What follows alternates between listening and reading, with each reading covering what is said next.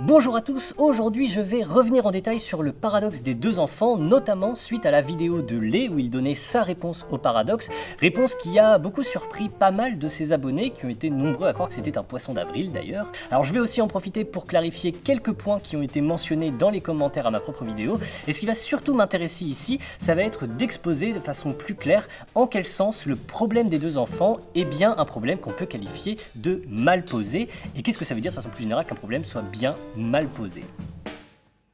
Alors tout d'abord, revenons sur la solution de Lé. Son point, si j'essaye de le résumer, ça consiste à dire considérer la donnée brute du problème qui serait quelque chose comme quelqu'un dit, ou en tout cas vous entendez quelqu'un dire « j'ai deux enfants, dont un garçon ». Situation qui a fort peu de chances de se produire au demeurant, à moins que votre interlocuteur veuille vous poser une énigme mathématique. Alors dans une telle situation, et l'idée c'est vraiment de considérer le contexte concret, précis, particulier, pas juste un cas abstrait. Donc pour faire le meilleur pari possible sur le fait que l'autre enfant soit un garçon dans ce contexte, il faut faire une inférence bayésienne qui tienne compte de toutes les informations disponibles à cet instant dans ce contexte concret, précis, particulier. Et il y aura évidemment énormément d'informations à exploiter, et deux personnes différentes, même en étant parfaitement rationnelles et bayésiennes, n'auront pas accès exactement aux mêmes informations parce qu'elles n'auront pas exactement les mêmes a priori et le même arrière-plan de connaissances, et elles ne tireront donc pas forcément les mêmes conclusions, d'où l'aspect subjectif de tout ça. Par exemple, si c'est Lé qui me dit « j'ai deux enfants dont un garçon », eh bien j'aurais tendance à juste ne pas le croire, tout simplement parce que j'estime très probable qu'il n'ait pas d'enfant et qu'il soit juste en train de répéter l'énoncé d'un fameux problème de maths. Par contre, si c'est moi qui vous dis « j'ai deux enfants dont un garçon », ce qui se trouve être vrai, eh bien ce sera différent et les conclusions que vous en tirerez varieront, notamment selon les informations que vous avez par ailleurs sur moi. Il y a quelques indices dans mes anciennes vidéos. Alors comprenez bien que je suis d'accord que c'est ce qu'il faut faire quand on traite la question dans un contexte précis, concret, particulier, et ce sont des observations intéressantes, mais je ne vois pas bien en quoi elles deviennent particulièrement pertinentes pour réfléchir à un problème comme le problème des deux enfants. D'une part, parce qu'on peut faire ce genre d'observation pour absolument n'importe quelle question, même la plus triviale. En fait, elle vaudrait tout autant si l'énigme posée par Lé avait été un homme a deux enfants, quelle est la probabilité qu'il ait deux enfants? Ça semble stupide comme question, on aurait envie de dire que la probabilité est juste de 1, mais on pourrait appliquer la même analyse et dire que la donnée brute du problème c'est juste que quelqu'un dit « j'ai deux enfants » et il y a bien des contextes concrets, précis, particuliers où en effet ce n'est pas parce que quelqu'un me dit ça que j'attribuerai une probabilité de 1 au fait qu'il a vraiment deux enfants, comme par exemple si c'est Lé qui m'avait dit « j'ai deux enfants ». Mais est-ce que ça veut dire que la réponse à cette énigme triviale n'est pas vraiment de 1 ? Bah si, ou en tout cas je vois bien un sens d'après lequel si, et il me semble que c'est en ce sens-là qu'il faut comprendre la question. Et c'est là mon deuxième reproche, il me semble que lorsqu'on réfléchit à un problème comme le problème des deux enfants, on essaye justement de ne pas le traiter comme une question posée dans un contexte concret et particulier, mais plutôt comme un problème abstrait et général et qui, s'il est bien posé, peut être résolu en ne considérant rien d'autre que les données mentionnées dans son énoncé.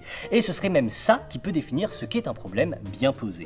Pour mieux expliquer ces points, je vais revenir sur la vidéo de Lé qui venait juste avant sa vidéo réponse au problème des deux enfants. C'est une vidéo où il présentait et résolvait de façon bayésienne le fameux problème du Monty Hall. Alors si vous suivez la chaîne de Lé, vous savez donc que ce problème a reçu beaucoup d'attention suite à la publication d'un article de Marilyn Vos Savante. Mais ce que vous ignorez peut-être, ce sont les termes exacts dans lesquels le problème a été présenté dans cet article. Supposez que vous êtes sur le plateau d'un jeu télévisé face à 3 portes et que vous devez choisir d'en ouvrir une seule en sachant que derrière l'une d'elles se trouve une voiture et derrière les deux autres des chèvres. Vous choisissez une porte, disons la numéro 1, et le présentateur qui sait, lui, ce qu'il y a derrière chaque porte, ouvre une autre porte, disons la numéro 3, porte qui, une fois ouverte, découvre une chèvre. Il vous demande alors, désirez-vous ouvrir la porte numéro 2 ? Avez-vous intérêt à changer votre choix ? Eh bien honnêtement, la réponse bayésienne, la réponse qui me semble rationnelle à cette question bien précise, c'est plutôt non. En fait. Et là j'en vois d'ici qui se lèvent de leur chaise et qui se récrient, mais comment ça? Il faut changer de porte, on a 2 chances sur 3 de gagner en changeant de porte. Enfin Thibaut, que dis-tu? Es-tu aussi bête et borné que tous ces mathématiciens diplômés et méchants qui se sont moqués de la pauvre Marilyn?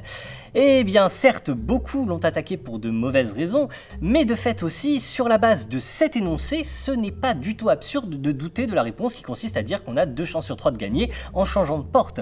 Dans la situation concrète, précise, particulière critères qui est décrit dans ce paragraphe, et encore une fois c'est bien le paragraphe exact que présentait l'article de Marilyn Vos Savant, il faudrait tenir compte de plein d'informations supplémentaires. Si le présentateur sait où est la voiture, pourquoi me donne-t-il cette possibilité de changer de porte? Après tout, il a peut-être l'intention de me faire perdre, ça reste un jeu où il est en quelque sorte mon adversaire, donc il est crédible de lui prêter cette attention.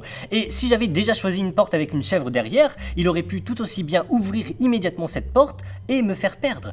Donc là, s'il me propose de changer, et à supposer donc qu'il aurait plutôt envie de me faire perdre, j'ai plutôt des raisons de ne pas changer, en effet. Dans ce contexte concret et précis, c'est un raisonnement qui se tient parfaitement, même s'il est difficile à quantifier, puisqu'il dépend de la probabilité de l'intention qu'on prête au présentateur, et que l'énoncé ne spécifie rien à ce sujet. Et en fait, ce qui est embêtant ici, c'est qu'en s'en tenant strictement aux informations données par l'énoncé de Marilyn Vos Savant, il n'y a aucun moyen de déterminer précisément la probabilité que j'ai de gagner ou non en changeant de porte.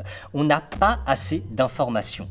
Et en cela, on peut dire que c'est un exemple de problème mal posé en ce sens précis où, en s'en tenant aux données spécifiées par l'énoncé, on ne peut pas déterminer de réponse précise, ce qui serait ici un calcul de la probabilité de gagner si je change de porte. Toutefois, certains me feront sans doute remarquer que les ne présente pas le Monty Hall de cette façon, et qu'en général, on ne le présente pas de cette façon. En général, en effet, on le transforme en un problème bien posé. Et pour cela, il faut préciser quelque chose d'important qui n'apparaissait pas dans la formulation originelle de Marilyn Vos Savant. Il faut préciser que l'on sait que quelle que soit la porte que je vais choisir en premier lieu, le présentateur va forcément ensuite ouvrir une porte derrière laquelle il sait que se trouve une chèvre, et il va forcément m'offrir ensuite la possibilité de changer de porte. Ce point est absolument crucial.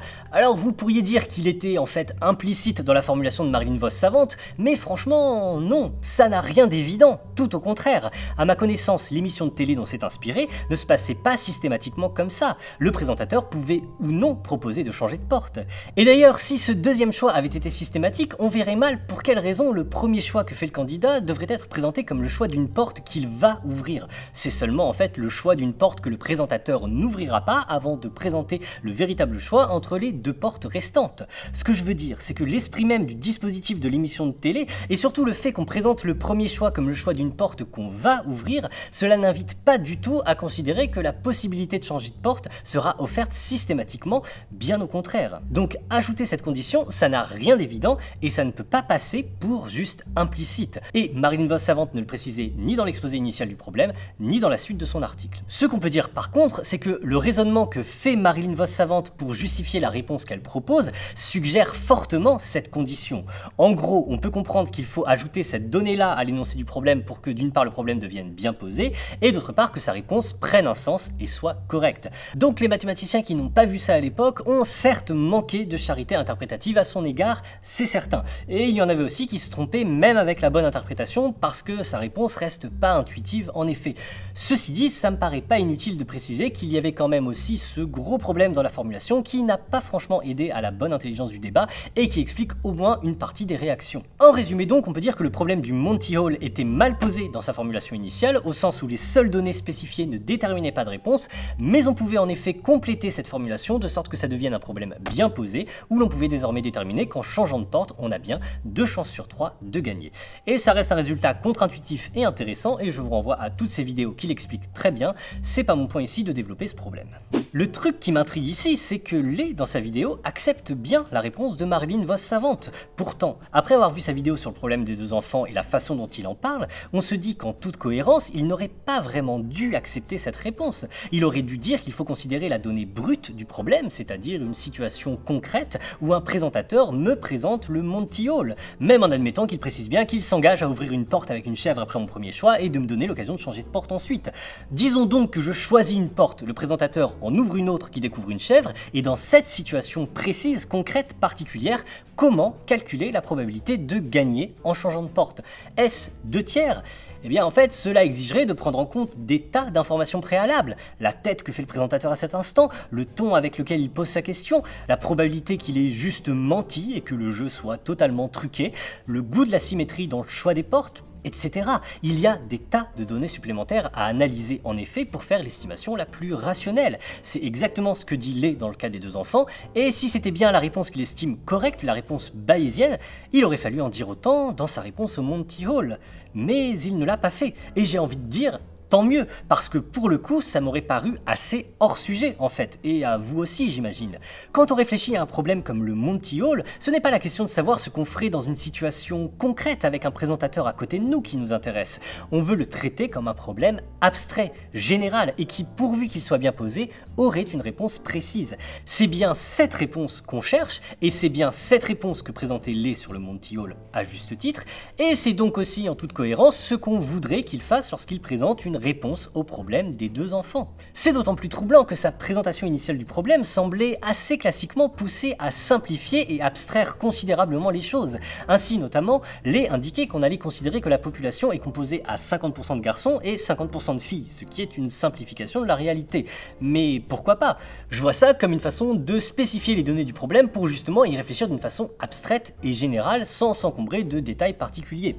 Mais en fait, si on regarde sa vidéo maintenant, vu qu'il invite à ne négliger aucune des informations sur les circonstances particulières où se pose la question, même le ton de sa voix, etc., on voit mal pourquoi on ne devrait pas aussi tenir compte de ceci que garçons et filles ont des frontières floues et que ce n'est pas du 50-50 dans la population générale et toutes sortes de nuances du même type. C'est justement pour éviter ce genre d'ambiguïté sur l'interprétation de la question que dans ma vidéo, je l'avais traduite en termes de cartes dont je précisais bien qu'on les tire d'un paquet infini et bien mélangé. Comme ça, au moins, c'est clair que le problème doit être compris et traité de façon abstraite. Et maintenant, donc, je vais essayer d'expliquer pourquoi la conclusion de ma vidéo est bien que le problème des deux enfants / deux cartes est mal posé et en quel sens exactement il est mal posé. Comme je le disais plus tôt, on peut expliciter ce qu'on entend par problème bien ou mal posé de la façon suivante. Quand un problème est bien posé, il suffit de tenir pour vrai exactement toutes les données spécifiées dans son énoncé et seulement ces données, et cela suffit pour déterminer une réponse précise. Par exemple, considérez le problème A.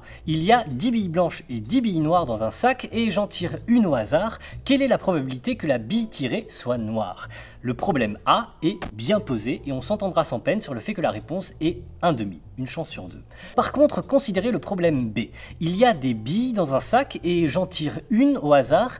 Quelle est la probabilité qu'elle soit noire? Le problème B est un exemple assez trivial de problème mal posé dans la mesure où les seules données spécifiées dans l'énoncé ne déterminent clairement pas une réponse précise. Alors certes, si je viens voir Lé avec un sac et que je lui dis qu'il y a des billes dedans et que j'en tire une, que je tiens dans ma main et que je lui demande d'estimer la probabilité qu'elle soit noire, il pourra utiliser toutes sortes d'informations disponibles dans cette situation, notamment mon petit air fourbe de logicien et ma probable intention de le piéger. Donc oui, on peut réfléchir à comment estimer cette probabilité au mieux dans cette situation particulière, et encore une fois, c'est un sujet de réflexion intéressant, mais ce n'est pas une réponse au problème B en tant que problème abstrait et général, et en tant que tel, ce problème est juste mal posé, point. Maintenant, voyons ce qu'il en est concernant notre problème des deux cartes. La seule donnée qu'on spécifie est la suivante. Un paquet de 2 cartes contient au moins une carte noire. En tenant cela pour vrai, cela suffit-il à déterminer la probabilité que le paquet contienne 2 cartes noires? Je soutiens que le problème est mal posé en ceci que cette seule information sur le paquet de cartes ne suffit pas pour déterminer une réponse. Il manque une donnée qui concerne la façon dont on a appris cette information. On peut imaginer en gros 2 choses. Soit que j'ai appris une information sur une carte que j'ai prise au hasard qui s'est avérée noire et qui appartient à un certain paquet dont je sais dès lors qu'il contient une carte noire, et dans ce cas, la réponse sera 1/2, ou bien c'est une information qui concerne un certain paquet tout entier, information que j'ai pu obtenir par exemple en montrant le paquet à quelqu'un et en lui demandant s'il y a une carte noire dedans, et la réponse est alors 1/3. Et je vous renvoie à ma vidéo pour l'explication de ces 2 valeurs. Alors, beaucoup de gens ont fait une objection à ma vidéo au fond très pertinente et à laquelle je me dois de répondre. Il me fait remarquer que dans le premier cas, j'ai beaucoup plus d'informations. En effet, dans la vidéo, ce qui se passe, c'est que je retourne une carte au hasard et j'observe donc non seulement qu'elle est noire, mais aussi quelle carte c'est. En l'occurrence, c'est un as de trèfle par exemple. Donc j'ai maintenant connaissance d'une carte bien particulière et en cela, donc je ne suis plus vraiment dans la situation spécifiée par l'énoncé du problème, à savoir une situation où ce que j'admets pour vrai quant à ce paquet, c'est qu'il contient au moins une carte noire, ni plus ni moins. Ici, j'en sais bien davantage. Donc si vraiment mon état de croyance vis-à-vis du paquet de cartes est correctement décrit par ceci qu'il contient au moins une carte noire, comme spécifié dans l'énoncé du problème, c'est qu'on est plutôt dans une situation du second type où j'ai obtenu une information sur le paquet entier sans le regarder, et la réponse serait donc un tiers. Voilà pourquoi pas mal de gens soutenaient dans les commentaires que la bonne réponse restait un tiers. Mais en fait, j'aurais dû présenter le premier cas d'une façon différente pour éviter cette mécompréhension. Imaginez plutôt ceci. Je prends une carte au hasard dans un paquet, mais cette fois, au lieu de la retourner, je la montre et je demande est-ce qu'elle est noire? Oui, elle est noire. Donc très bien, et maintenant je la remets dans le paquet, je remélange et voilà, je replace le paquet là. On est dans une situation tout à fait semblable au premier cas que j'envisageais dans la vidéo. Or là, qu'est-ce que je sais quant à la composition de ce paquet? Eh bien, rien d'autre qu'il contient au moins une carte noire. Je ne sais pas quelle carte particulière est noire et je ne sais rien de plus à son sujet. Et la probabilité que ce paquet contienne 2 cartes noires est bien d'1/2 pour les mêmes raisons que celles que j'expliquais dans la vidéo. Donc selon qu'on ait montré le paquet entier ou montré seulement une carte, on a bien 2 cas où j'ai appris qu'un paquet de 2 cartes contient au moins une carte noire et rien de plus, mais où l'estimation de la probabilité que les 2 cartes soient noires n'est pas la même parce que par ailleurs on n'a pas les mêmes informations sur la façon dont on a appris cette information. C'est vrai que c'est fréquent dans l'énoncé d'un problème qu'on dise sachant que blablabla ou simplement blablabla et le sachant que reste implicite. Et souvent ça n'a strictement aucune importance de savoir comment on a appris ce blablabla pour pouvoir résoudre le problème.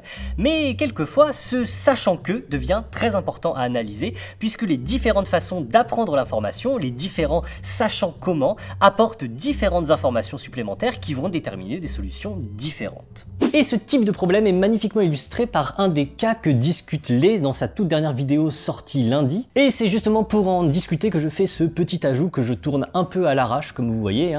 Bon, ce sera pas la plus belle des vidéos que j'ai faites, c'est sûr. La variante que Lé discute, et qui est aussi au tout début de son livre d'ailleurs, c'est celle où l'on sait qu'un homme a 2 enfants, dont au moins un garçon né un mardi. Donc on a juste une information supplémentaire assez spécifique, il est né un mardi. Donc on est d'accord que si on avait demandé au père qui a 2 enfants, est-ce que vous avez au moins un garçon et qu'il a répondu oui, la probabilité qu'il ait 2 garçons est d'1/3. Bon, en abstrayant un minimum le problème, en disant que garçon-fille c'est du 50-50, etc. bien sûr. Et ce qui m'a toujours semblé extraordinairement troublant, c'est que lorsqu'on rajoute cette information sur le jour de la semaine, la probabilité va changer complètement. Elle deviendra alors très proche d'1/2, comme Lé l'explique très bien dans sa vidéo. Et globalement, plus l'information supplémentaire qu'on a sur le garçon est spécifique, par exemple ça pourrait être carrément sa date de naissance, ou bien son prénom, plus la probabilité que les 2 enfants soient des garçons va s'approcher d'1/2. Et j'ai longtemps eu un mal fou à concevoir intuitivement pourquoi. Je me disais, mais après tout, il faut bien qu'il soit né un jour de la semaine ou un autre, ou qu'il ait un prénom ou un autre. Qu'est-ce que ça change d'apprendre qu'il est né un mardi, disons, et qu'il s'appelle Bob? Et le point aveugle dans tout ça, ce qui faisait que je ne comprenais pas intuitivement, c'est que le type d'information dont on parle faisait que j'imaginais intuitivement une certaine façon d'apprendre cette information. J'imaginais toujours l'avoir obtenue par une question ouverte et non pas par une question fermée, c'est-à-dire une question à laquelle on répond par oui ou par non. En fait, plus une information est spécifique, plus il est naturel de penser qu'on l'a obtenue par une question ouverte. Si je vous dis j'ai un ami qui a 2 enfants et je sais qu'au moins l'un des 2 est un garçon qui s'appelle Bob et qui est né le 4 août, comment est-ce que vous pouvez raisonnablement imaginer que j'ai appris tout ça? J'ai pu comprendre que mon ami a 2 enfants dont au moins un garçon en lui posant la question telle quelle. Ça, pourquoi pas? Et à ce stade-là, effectivement, il y a en gros une chance sur 3 pour qu'il ait 2 garçons. Mais comment ai-je pu apprendre que son garçon, ou l'un de ses garçons s'il en a 2, s'appelle Bob et qu'il est né le 4 août? On a instinctivement envie de penser que c'est parce que son père a répondu à une question ouverte sur cette date de naissance et ce prénom. En somme, pour l'apprendre, on se dit qu'il a fallu que je demande et quel jour est-il né et comment s'appelle-t-il? Et si c'est de cette façon que j'ai appris cette information sur l'un de ses 2 enfants, eh bien en fait, la probabilité que les 2 enfants soient des garçons restera bien d'1/3. Et de même pour la variante du mardi, si j'ai demandé de façon ouverte et sinon quel jour de la semaine est né ton garçon ou l'un de tes garçons si t'en as 2,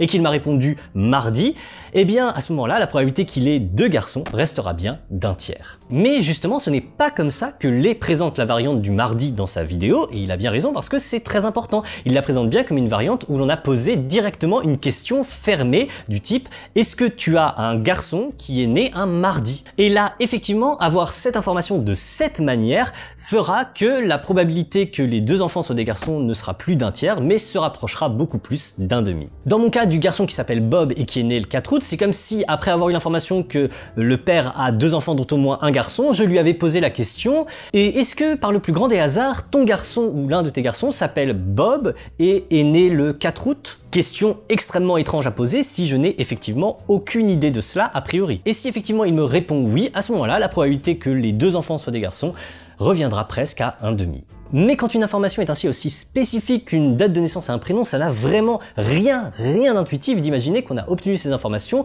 par une question fermée. Et je précise bien en posant une seule question fermée, parce que j'aurais pu aussi évidemment poser plein de questions fermées en essayant des dates et des prénoms jusqu'à tomber juste, mais ce serait tout à fait différent. Voilà pourquoi quand on présente un problème du type un homme a 2 enfants dont un garçon né un mardi, ou à plus forte raison dont un garçon qui s'appelle Bob, c'est très important de préciser qu'il faut faire comme si tu avais eu cette information très spécifique en posant totalement par hasard, alors que tu ne sais rien de particulier sur ces 2 enfants, une seule question fermée à laquelle on t'a répondu oui. Même si de fait ce n'est absolument jamais comme ça qu'on apprend le prénom ou la date de naissance de qui que ce soit. Une fois que c'est clair que le problème doit être compris de cette façon précise mais aussi assez étrange, on comprend mieux ce qui se passe et on comprend mieux aussi pourquoi notre intuition est facilement troublée et pourquoi c'est important de bien préciser les choses quand on pose le problème.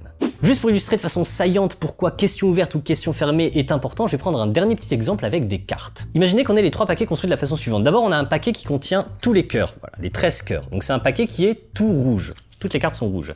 Ensuite, on a un paquet qui contient tous les pics de la même façon, donc c'est un paquet qui est tout noir.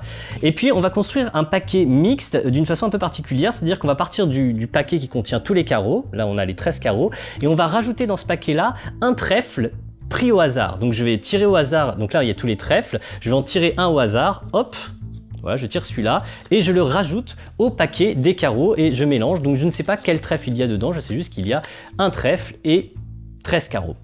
Donc on a un paquet tout noir, un paquet tout rouge et puis un paquet mixte mais avec une forte prédominance de rouge puisqu'il y a 13 carreaux pour un seul trèfle. Maintenant si l'on vous dit, sachant qu'il y a une carte noire dans un certain paquet parmi ces 3, quelle est la probabilité que ce soit le paquet mixte? Déjà vous pourriez voir apparaître le même genre d'ambiguïté qui tient à ce qu'il n'est pas bien clair que la question soit, sachant qu'on a tiré une carte au hasard d'un certain paquet et que cette carte est noire, auquel cas la probabilité que le paquet en question soit le paquet mixte est plutôt très faible, ou bien sachant qu'on a pris un paquet au hasard et demandé s'il contient au moins une carte noire, auquel cas la probabilité d'avoir choisi le paquet mixte est plutôt d'un demi. Mais précisons donc l'énoncé du problème et disons que c'est cette deuxième interprétation qu'on suit. Maintenant, comparez les 2 cas suivants. Premier cas, on demande au maître du jeu, ici joué par le monstre vert de toute évidence, de nous dire la valeur d'une carte noire du paquet, en choisissant cette carte noire au hasard s'il y en a plusieurs dans le paquet, ou alors en prenant la seule carte noire s'il n'y en a qu'une. Et là, le maître du jeu nous dit, il y a un valet noir dans ce paquet. Et maintenant qu'on sait qu'il y a un valet noir dans ce paquet,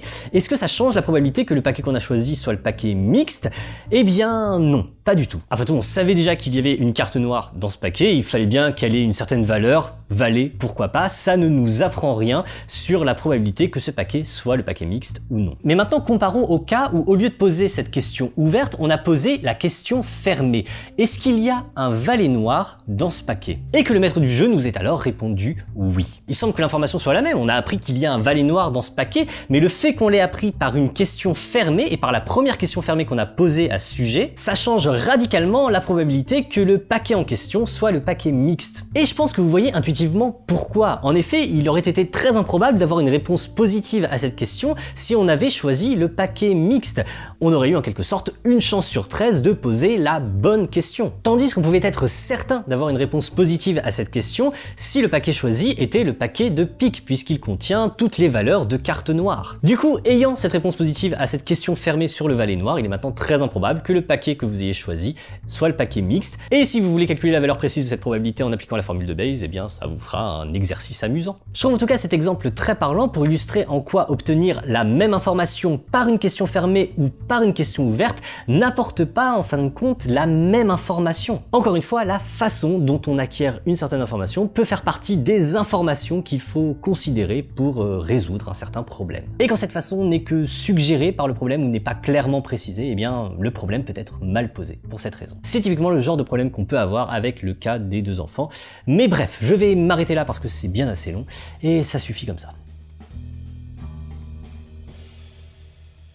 Je m'arrête donc là pour ces nombreuses remarques sur le paradoxe des 2 cartes des 2 enfants du Monty Hall, tout ça, et ça ne nous empêchera pas d'en rediscuter sans doute encore longuement dans un prochain Axiome. Je remercie du fond du cœur toutes celles et ceux qui me soutiennent sur Tipeee et sur Utip, ce sont vos dons qui font ma principale source de rémunération, donc merci, car sans vous, toutes ces vidéos n'existeraient pas.